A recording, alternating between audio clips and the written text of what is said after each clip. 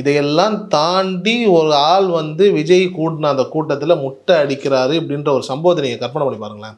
நான் விஜய் வந்துட்டு சமீப காலமாக விஜயனுடைய அரசியல் மூவை பார்க்கும்போது கிட்டத்தட்ட வந்து ஒரு 15 வருஷமாக மக்கள் இயக்கம் இருக்குது. அதுக்கு முன்னாலேருந்து அது ரசிகர் மன்றமாக வச்சிருந்து ஒரு ஒரு ஆர்கனைசேஷனாக கொண்டு வந்து ஒரு கட்டமைப்பு கொண்டு வந்துட்டாங்க. கிட்டத்தட்ட இன்னைக்கு போஸ்டிங்கில் கொடுத்தப்பட்ட அத்தனை பேரும் ஒரு 15-20 வருஷமாக வந்துட்டு அந்த கூடவே இருந்தவங்க இதில் ஒரு 25, 30, 35 இந்த வயசுக்குட்பட்ட ஆட்கள் நிறைய பேர் இருக்காங்க. இவங்களுக்கு எல்லாம் பதவி கொடுத்துருக்காங்க. இப்படிப்பட்ட ஆட்கள்லாம் வந்து இதற்கு முன்னாடி வந்துட்டு பெரிய பெரிய மீடியா சேனல்ஸ்லாம் போய் உட்காந்து பேசும்போது பெரிய அங்கீகாரமோ இல்லை ஒரு பெரிய வரவேற்போ இல்லை. இன்னைக்கு அதே நபர்கள் வந்துட்டு ஒரு கட்சியில் ஒரு பொறுப்பாக கட்சியினுடைய துண்டெல்லாம் போட்டுட்டு போய் உட்கார்ற அளவுக்கு வருது.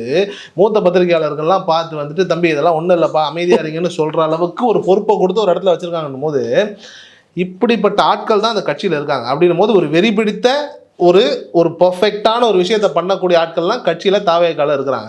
இப்படி இருக்கும்போது எவனாவது ஒருத்தன் வந்துட்டு முட்டையை வந்துட்டு அவரோட தலைவர் மேலே அடிச்சுட்டு அந்த இடத்த விட்டு போயிட முடியும்னு நம்ம நீங்கள் நினைக்கிறீங்களா? நீங்கள் மீடியா விட்டுருங்க, அந்த இடத்த விட்டு போயிட முடியுமா? இல்லை வந்துட்டு என்ன அந்த நபருக்கு என்ன நடக்குங்கிற ஒரு விஷயத்தை யோசிச்சு பாருங்களேன். எனக்கு தெரிஞ்சு ஒரு வழி ஆகிடுவாங்க. ஸோ அதனால் வந்துட்டு இது தமிழ்நாட்டை பொறுத்த வரைக்கும் இப்படி ஒரு சம்பவம் வந்துட்டு சாத்தியமே கிடையாது. அப்படி ஒரு சம்பவம் நடக்குது அப்படின்னா நடத்தப்பட்ட அந்த ஆளுக்கு வந்துட்டு உயிருக்கோ இல்லை மற்ற எந்த விதத்துக்கும் உத்தரவாதமே இல்லை. ஏன்னா அந்த க்ரௌடு இருக்கு இல்லையா, இவங்க எல்லாமே ஒரு கட்டத்தில் ஒன்றுமே இல்லாமல் இன்றைக்கி கட்சியினுடைய முக்கியமான தூண்களாக பொறுப்புகளாக பதவிகளாக மாறி இருக்கு. அப்போது என்ன விசுவாசம் இருக்கும்னு யோசிச்சு